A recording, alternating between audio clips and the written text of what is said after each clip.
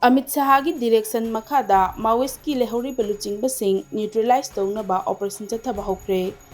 Mathang Chahigi Mars Fawbagi Manungda, Lona Thinkraba CPI Maoist po, Leibakasidagi Maru Pangna Mutat Kinaba Pandamda, Union Home Minister Amit Shahagi Anoba direction Makada, Central Security Force Singna, Maoist ki Leihouriba Luchingbasing Neutralize Tounaba, Akanba Operation Chathaba Houkhre Haina, Agency Pauna Khungdorakli.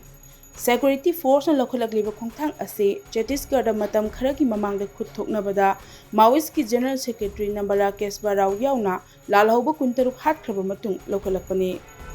Home Minister na Maoist ki Malojula Venugopal Nirmala Thipiri Tirupati Katkam Sudarshan amadi Central Committee gi Political Bureau member sing yauna hauzik phawba neutralize tawba ngamdriba Maoist ki Luchingbasing masak khangdoktuna operation asi chathaba hawkibani.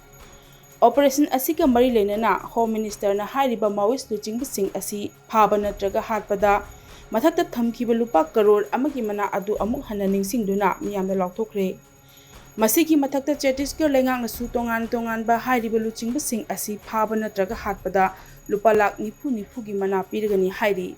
BJP na Luchingba Center Lengang ki anti-Maoist campaign asi chahi asida hena kansilakpagi saktam urakli. Kumja lising aniga subna anidagi kulhumdoi phawbada Maoist lalhauba chamaga nifumathoi hatki amasung mamang chahida Maoist lalhauba chaniga kulhumdoi hatkibani.